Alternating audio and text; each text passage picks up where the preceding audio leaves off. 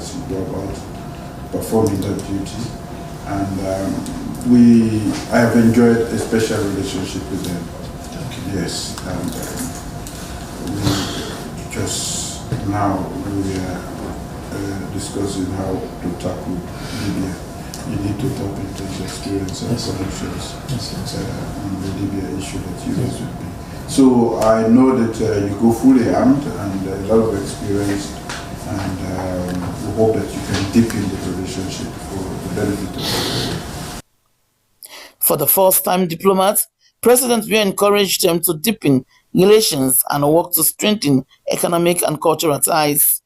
He assured them of his continued support. And I hope that with your already existing connections, you'll be able to deepen the relationship between our two countries and to make sure that it works for the benefit of Sierra Leone. There is a lot we can do with the Republic of Senegal. We have quite a lot already in terms of activities, and we want to take that to the heights. So we count on you, and I hope that you will be a great representative of the Republic of Sierra Leone in Senegal. The High Commissioners and Ambassadors will now take up their duties in their respective diplomatic missions. They have successfully completed all the necessary procedures. For Slbc TV News Hour in Freetown, Harmoswe reporting from State House. The Tonkolili District Agriculture Officer, Jane Cavassier, has encouraged farmers in Tonkolili District to concentrate on vegetable farming as a way to boost food security in the district. He made such appeal while doing a symbolic harvest of some vegetables within the premises of the ministry. As Abdul Karim Kanu reports, for Maboka, vegetable farming remains unpopular in Tonkolili District. Madam Jane Fair Kabasie and team have been very much engaged in the cultivation of assorted crops around the Ministry of Agriculture and Food Security compound in Magboroka to nurture different variety of crops to support vegetable farming in Tonkolili district. The harvested crops include pepper, G-blocks, okra, among others. According to the district agriculture officer, Madam Jane Fair Kabasie, the Ministry of Agriculture and Food Security will continue to work with farmers across Tonkolili district to support the development of vegetable farming in the district. Madam Se noted that some of the harvested vegetables will be presented at the World Food Day celebration to be hosted in the eastern district of Kailam. She called on farmers to prioritize vegetable farming, as that is one of the type of farming that many farmers in Tonkolili district have not been paying attention to.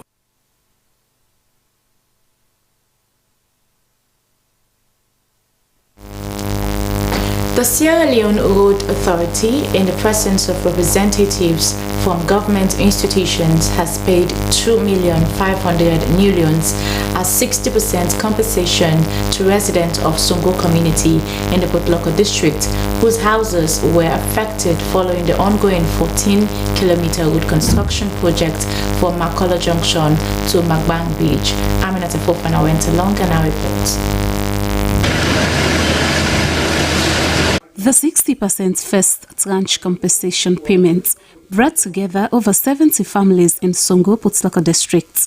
While receiving their payments, beneficiaries noted that earlier they were doubtful on the payments, but now that they had received the money, they will use it to construct their houses. The family was with paper. Where they go, I get for show force with family them, no all sit down, waiting and waiting for them. Paramount Chief of Kwea Chiefdom, Kompa Bomboli, recalled the squabble encountered by the beneficiaries for them to agree to the pact with SLRA, since the road construction is developmentally oriented, considering this was the first time the chiefdom will be using a modern road. He said before now, the dusty and bumpy road has caused countless motorbike crashes and admonished beneficiaries to utilize the money wisely. The hospital where Chiefdom and Colony War, they used together, but in our pillow, if a small container, I will reach no more so that we will get access to our clinic there, because you can get emergency cases. And person, when an emergency case, you know, if I make out of the way I'm working again, but government, we appreciate that. Deputy Director General SLRA Engineer Vandy French said it was part of their policies to pay compensation to residents whose houses were affected in the road construction, adding that the 60% payment was from government and SLRA. He went on, will ensure to speed up documentation process for the remaining 40%. Engineer French said their call to construct the road was to ease the burden of residents in Songo who had expressed dissatisfaction over the previous deplorable condition of... I'll say the figure is about 2.5 million. That is what is being paid now. And the total is about 4.3 million.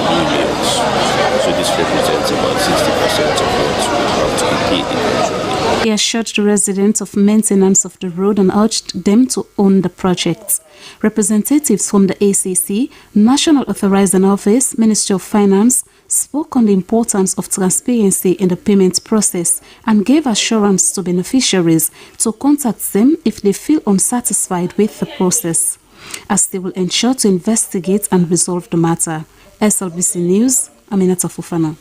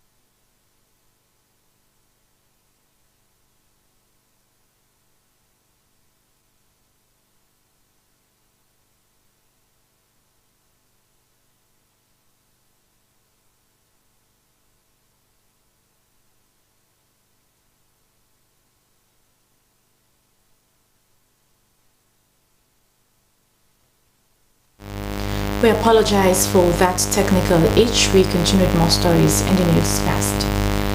UNFPA, UNICEF and government have launched the phase 3 of their End Child Marriage campaign. During the launch, the Gender and Children's Affairs, Basic and Senior Secondary Education and Social Welfare Ministries spoke about how child marriage and other girl-related issues are affecting their job. According to UNICEF report, over 1 million children in Sierra Leone get married before the age of 18.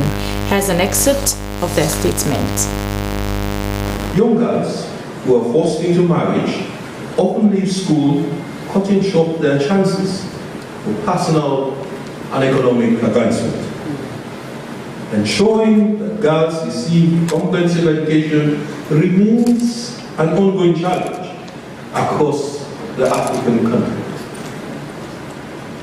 While more adolescent girls are now in school than ever before, only 42% of them complete secondary education. Early marriage is a significant factor contributing to this alarming statistics. Here in Sierra Leone, we are all too aware of the damage of child marriage is doing to our girls and our society more generally. Latest statistics show that 30% of our girls are married before the age of 18, and even higher rates in rural areas. Ending child marriage is therefore a key priority of the Ministry of Basic and Senior Secondary Education. Child marriage undermines efforts to achieving sustainable development goals, especially Goal 5, which calls for gender equality and the empowerment of women and girls. It remains a critical issue that affects millions of our young girls around the world, and it is a lived reality in Sierra Leone here, as we heard from the previous speakers. So this is it has a devastating consequences for the lives of Africans.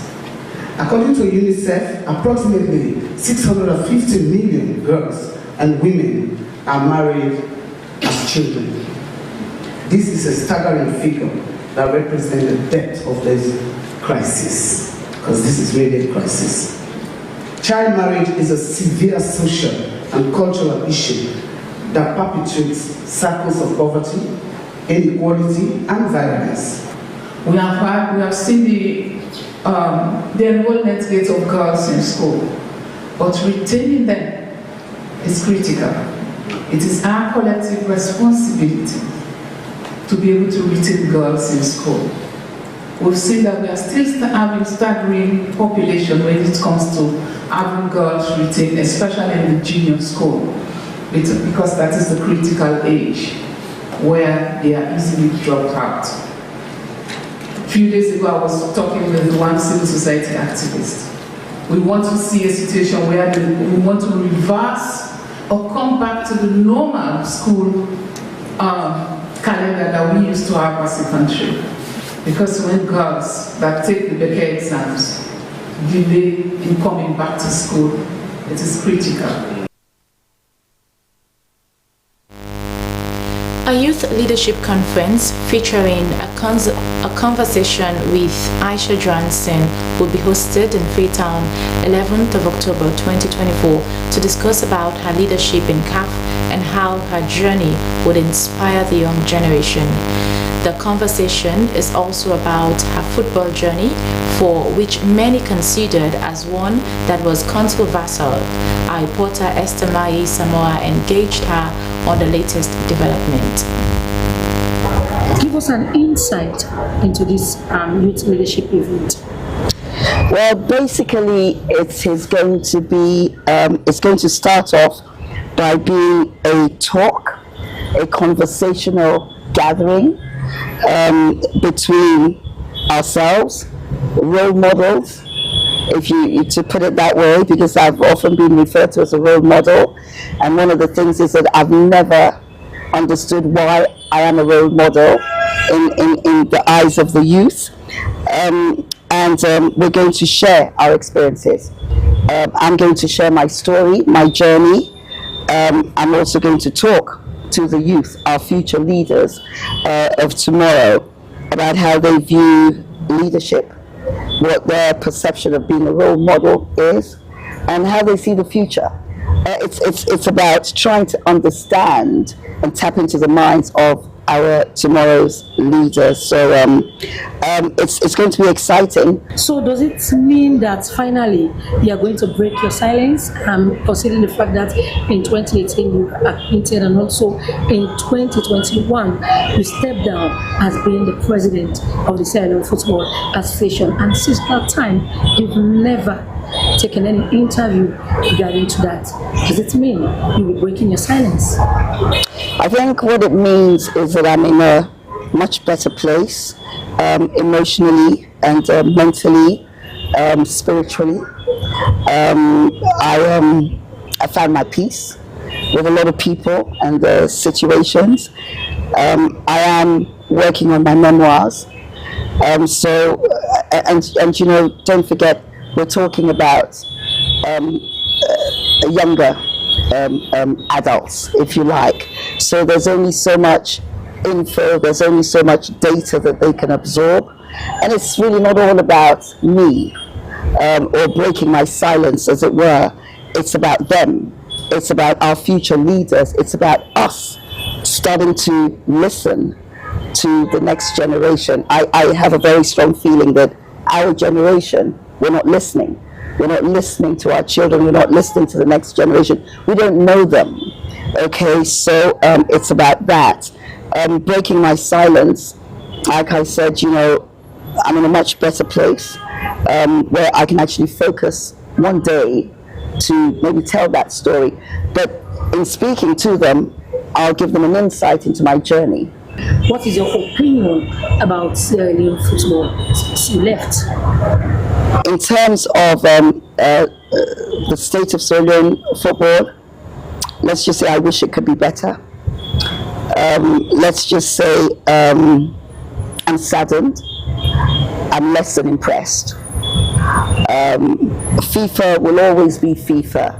FIFA, as a council member, I represent Africa, and we sit on governance for world football. Okay, so I can tell you about South America, Asia, Europe, everywhere, how football is run, how other federations are run, the mindset of the people, and etc. etc.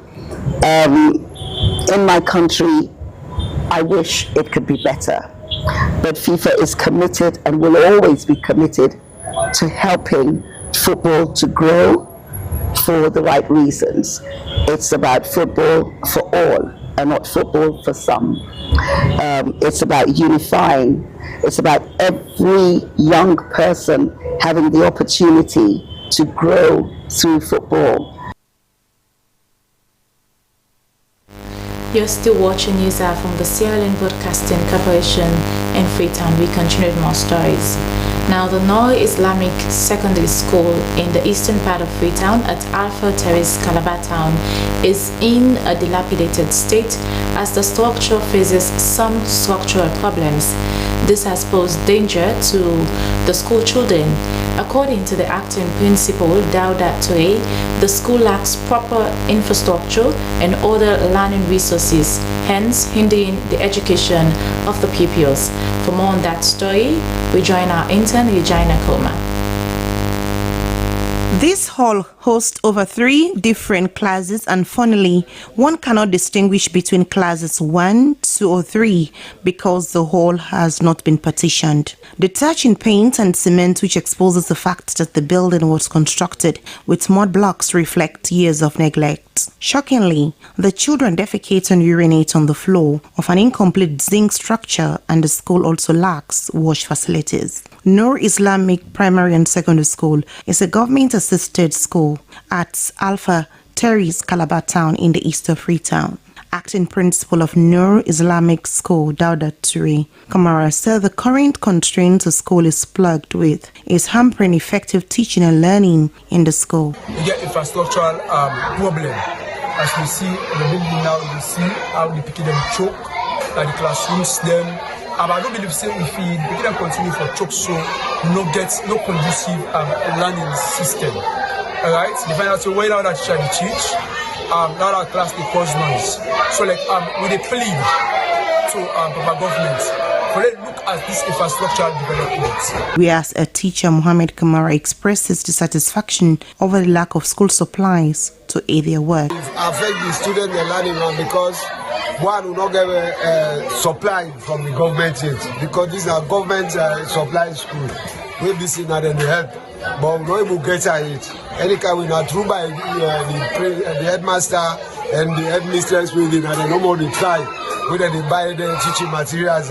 A parent, Aisatu Kagbo, was satisfied with the administration's efforts despite the numerous challenges the school had been faced with, and called to improve the school's poor condition. School they help we much because it's do the man we can't put the school na yeah. Now let's say instead they try, he no get, but he go extra mind, he say for like good school na this community. As the Nove Islamic School grapples with these pressing issues, the voices of teachers and parents echo a unified call for change. Without prompt action, the future of the students may remain compromised, hindering their educational journey and overall development. For now, the committee remains hopeful that their pleas will be heard and acted upon. The impacts of climate change are evident on the environment, from rising sea levels to erratic rain patterns. They are being felt by all, including farmers. This is why Lapo, the microfinancial company, is supporting its client farmers in tree planting activities in various rural communities. The activities are aimed to reduce the impact of climate change on farming communities in Moyamba, Putloko, and Kambia districts. Soy Kamara reports. Lapo may be known as a microfinancial company which gives out loans to its clients, traders and farmers. But the institution is also lending a hand to the environment and climate change efforts. The environment forms one of the 6 sustainable activities of the company. From Tombe in Mayamba to Modia Line in Cambia and Tindekom in Potloko districts, the company's clients are undertaking tree planting activities targeting both forest and economic trees. At Tombe, Fakunia Chiefdom in Mayamba districts, the farmers focus mostly on forest trees and have planted about 1,500 trees with a target of about 570,000 trees. Farm manager Joseph Sam Oldman said the activity is not only significant but is also timely. Like this year, particularly this year, because from the beginning, rain not come quick. This year in particular, we experienced late rains, and that altered our farming calendar. Some farmers are still planting groundnuts because of the late rains we experienced. We need to develop the forest not only in this community, but in other parts of the country as well. You no go stop Pawi no more. Let we get plenty areas there. At Tindekom in Potloko district, planting is entirely concentrated on economic trees, such as cashew and tamarind. Chairlady Rokel Multipurpose Agriculture and Trade, Yal Mami Kafoer, said the success of the Feed Salon program is tied with tackling the impact of climate change. I saw the other organization in the implement for let them complement the government in efforts and This is the best way of complementing government's efforts and helping the farming grassroots to be food sufficient. Other organizations need to emulate Lapo's example by supporting communities to plant as many trees in order to curb the impact of climate change. I saw the other organization in the implement for let them complement This tree planting project is at its pilot phase. And according to Lapo's Sustainable Officer Solomon George, the activity is designed for the benefit of communities that are home to the company's clients or beneficiaries. We look at where our clients, communities where we have clients, and that means where we are planting these trees, and we know that in the long run our clients will be beneficiaries of these communities. So that's why we selected this community, because we know that we have clients there. And secondly, we look at the topography of the land is more of savanna land, and so normally one of the challenge, one of the constraints they face that during the dry season, because it's a savanna land, they have wildfire that normally takes place in the community, and it affects plants, and also they also have some challenges with climate change. Lapo is a microfinancial institution that was established in early 2007 from Nigeria. Soe Kamara, SLBC News, Freetown.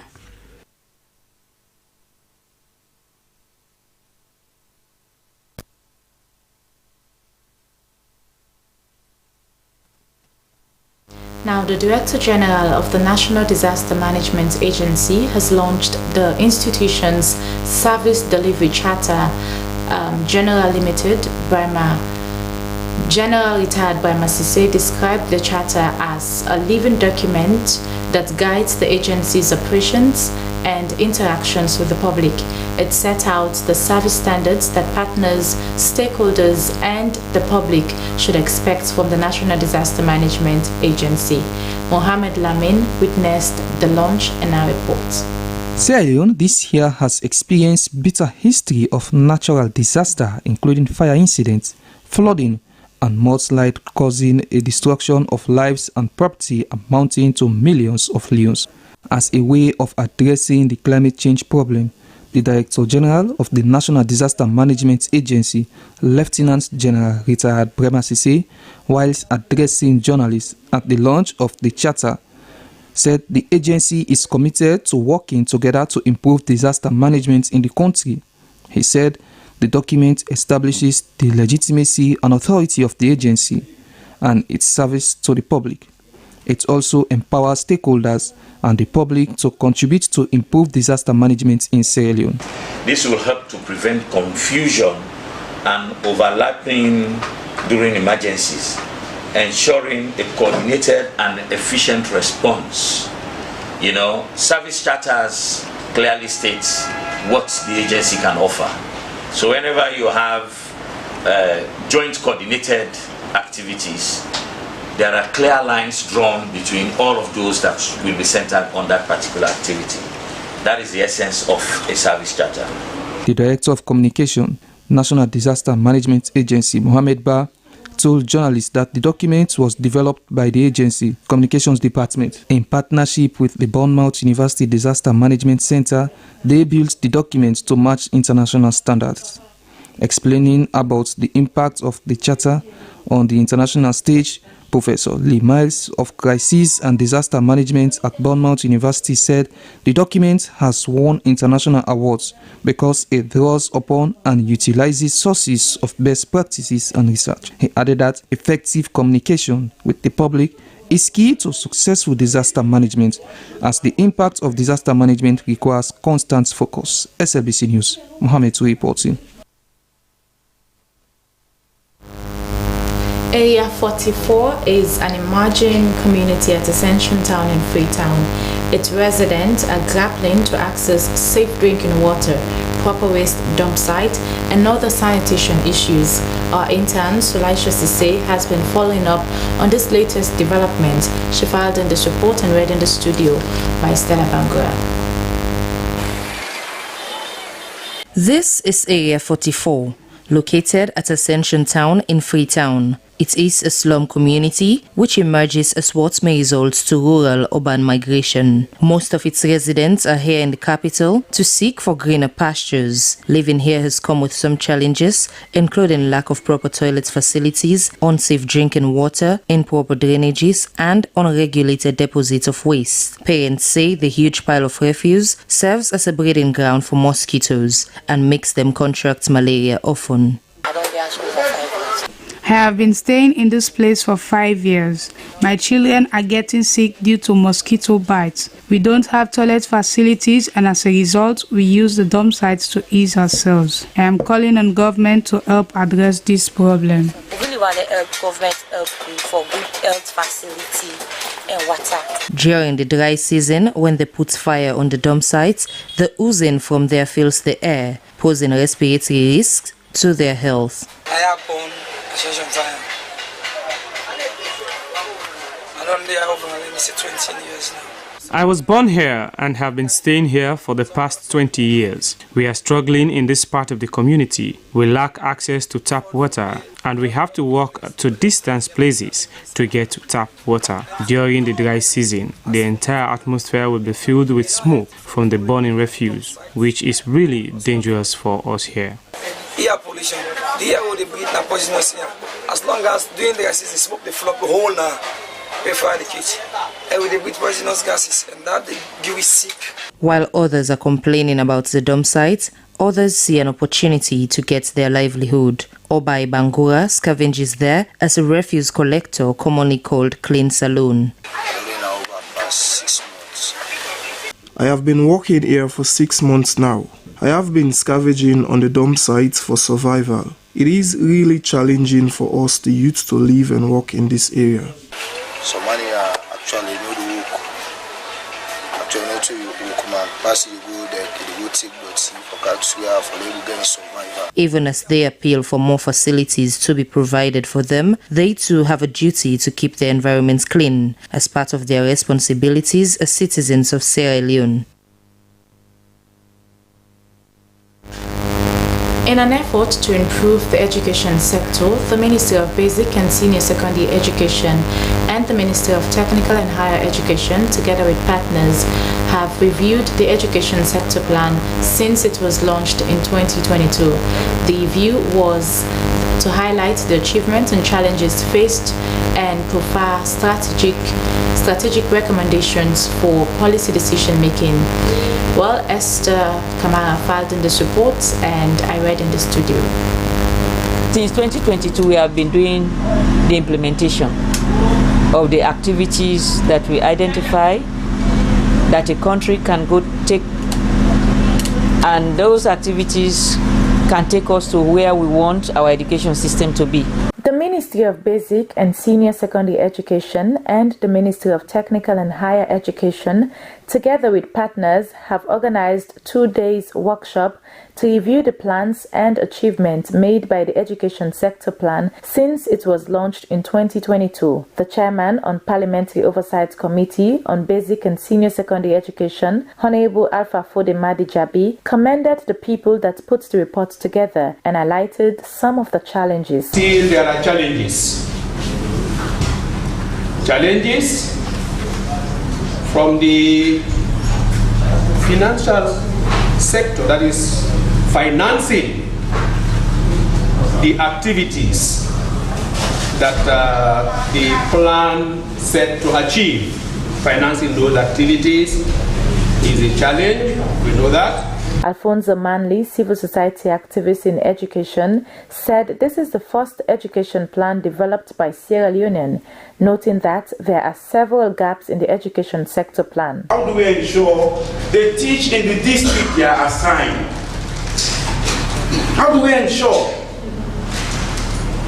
When we say the use of data and technology, how do we provide the requisite support for the ministries of basic education and technical and higher education? How do we ensure that? And this is the gap in the education sector plan. The report consultant, Dr. Dramani Lapo, described the project as an ambiguous one and stated the objectives of the report. And then there were 9 objectives. In the ASP, I know you all have the soft copy of the ESP. If you don't, it is online. You can just Google ESP. There were 150 activities costed. We costed 150 activities across 5 sub-sectors. From pre-primary, primary, secondary, tertiary, including TVET, and then teachers' education. So all of these were costed. The review ended with group discussions from different partners. The Sierra Leone Education Sector Plan was launched in 2022 to transform learning for all and focused on building and improving learning outcome for children and youth from 2022 to 2026. Well, it's now time for the international news.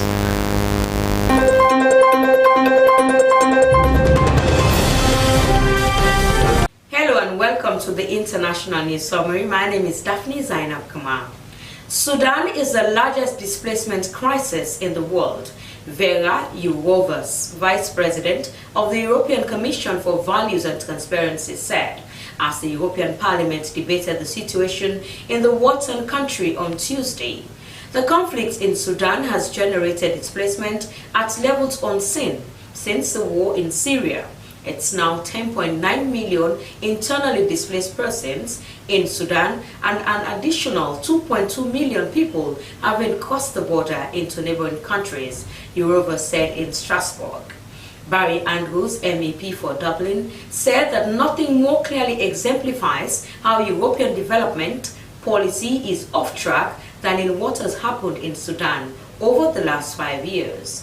Maria Walsh, MEP for Midlands Northwest, said Sudan is the only place in the world where a full-scale famine has been declared in years. Some estimate that 2.5 million citizens could die by the end of the year, she added. Voting is underway in the key election in Mozambique.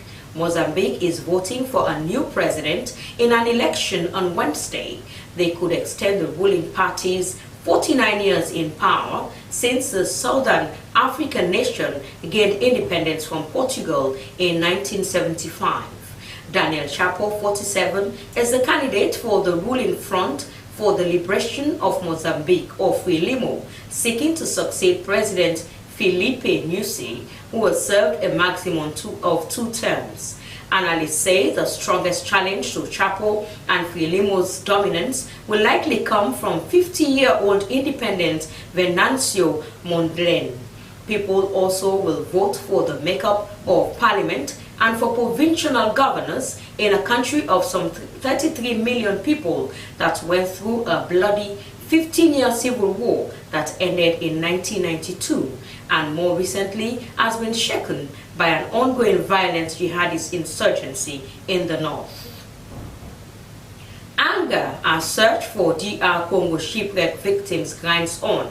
Dozens of families who lost relatives in Lake Kivu boat accident are having to wait a long time to find closure. That is because recovery teams have not been able to pull all the bodies out of the water. Every day since the tragedy on October 3rd, dozens of people wait at the port of Kituko, a few hundred meters from where the boat sank, for news about their family members who were still missing. Red Cross and police teams have been patrolling the lake for more bodies, but without success. Frustrated, the families accuse the authorities of not properly facilitating divers to do their job. A diver reportedly died during a salvage operation. At least 33 bodies have been recovered so far. Authorities estimate over 70 people died in the disaster.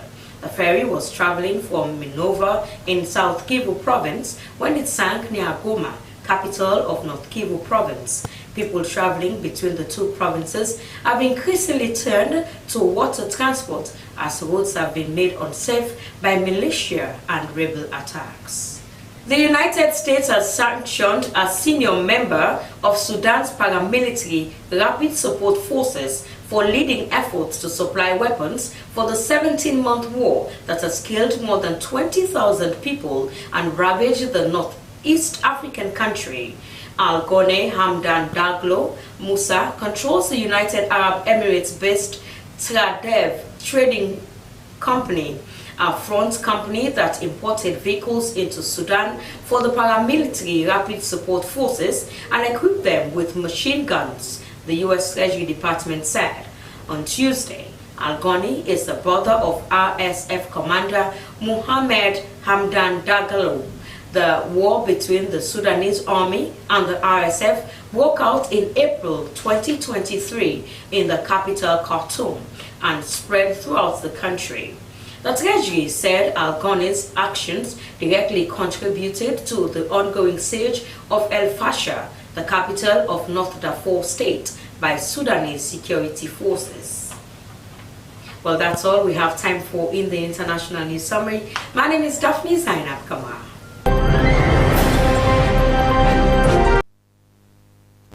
Many thanks to Daphne Zainab Kamar for that update. We now go for business news.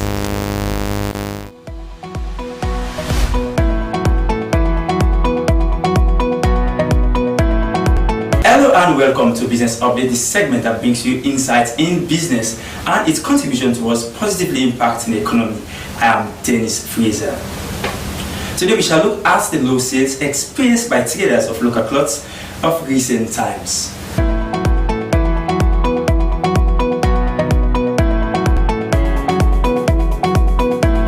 Traders at the big markets in Freetown have told the Slbc that there have been low sales in country cloth as compared to the past. They said demand for local products only increased during festive seasons and that this is so because mostly tourists come around to purchase them. They added that this poses challenges to their businesses. Let's now join our business reporter Moses Conte for details. We waiting at this country also. We not value the country clothes. We not value at all. Country clothing plays a crucial role in Sierra Leone's cultural heritage. Each tribe has its own unique design to identify themselves with their culture. Big Market is popular in Sierra Leone for the sale of country clothes and other local products. Traders dealing in such products said business has not been flourishing for some years now, as many citizens prefer Western dress to this all-important fabric. The sale drop because the country close sale, I go say na seasonal sale. That the time we get we own sister come overseas come. But that time they come, I only go out for more of the salon color. Okay. Then they come for something, they buy different color. But when they know they sell it. As if the low sales of country clothes is not enough, it's not been exhibited on international trade fair was also a concern for another businesswoman, Kenema, who has been in the business for several years. We were there now, so when I say the exhibition, Then they can take away for me to go exhibit. Then outside, not to be one inside. So now we country, like out of the country. So then can say exhibition and then they can take away. So then can come, then they can buy them in there. Then go do the exhibition. And they don't understand but then here. So you know go exhibit something where you don't understand but. So now then they fail for realizing. They appeal to the Ministry of Tourism and other line ministries to engage citizens to see the need to prioritize local-made clothes and revive a tradition that appears to be dying slowly. They believe if the demand increases for local attires, their business will boom gradually. But that's all we have in this edition of Business Updates. Many thanks for watching. Goodbye. Now from Business Updates, let's find out the latest in entertainment. Hello and welcome to Entertainment News with me, Sulaiman Babature. In this edition of Entertainment News, Mohamed Kenema Bangura receives recognition for promoting Sierra Leone entertainment in the US. An incredible JJ song, Bad Bush, clocks over 1 million plays on Audioma. Former producer and presenter at the Sierra Leone Broadcasting Corporation, Mohamed Kenema Bangura, has been recognized for his continued support and dedication as President of Media for Entertainment in Sierra Leone and America for the Hollywood Africa Alliance. As one of the biggest promoters of the Sierra Leone entertainment industry, Kenema received a certificate of recognition for his efforts in promoting diversity, creativity, excellence in art. The award, according to him, was as a result of the partnership between the Hollywood Chamber of Commerce in Hollywood and Beverly Hills and the Sierra Leone entertainment industry spearheaded by Nene Ada Yant, aka Queen Nak. And now the Sierra Leone Entertainment has also been incorporated into the Hollywood Chamber of Commerce as well, in alliance with the African Connection as well. So therein, we have the chance now where Africans, of course Sierra Leoneans in particular, will be able to mix in the Hollywood and Beverly Hills industry as well as the Nigerians and the Ghanaians are doing right now. So it's high time for us to just forge in ahead and of course make sure and to make use of this opportunity. I was given this certificate alongside other celebrities as well, and this one is a good thing for me. And of course, it's like a work I've been doing that is not going in vain at all. I'm still doing it right now, and I pledge to give all my support as well to all entertainers in Sierra Leone and make them definitely feel that Mohamed Kenema Bangura is still right here. Never mind, not in Sierra Leone, but still here right now. I'm still gonna do my best in supporting the industry. And now, one of Sierra Leone's fast-growing artists, Incredible JJ, released his single Bad Bush and has surpassed over 1 million plays on Audiomack, having achieved similar feats. The singer posted his success on his page, saying, "We did it." As one of Sierra Leone's singers who have his unique style of incorporating his culture into his songs, this has allowed for people to love him more and more. Well, Bad Bush, Node for Tui, Bad Boyfriend. Well, that's all we have for this edition of Entertainment News with me, Sulaiman Babature. Thanks for watching and keep watching the SLBC.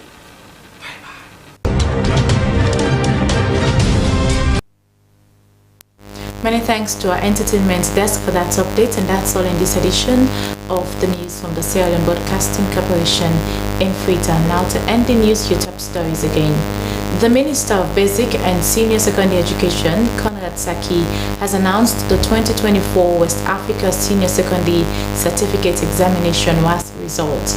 A female science pupil from Nicom High School, Aj Zahid from Nicom High School, emerged as the best performing candidate with 6 A's out of 8 subjects. The Tonkalele District's Agriculture Officer, Jane Kabasier, has encouraged farmers in Tonkalele District to concentrate on vegetable farming as a way to boost food security in the district. And residents of Ascension Town plead for basic sanitation facilities.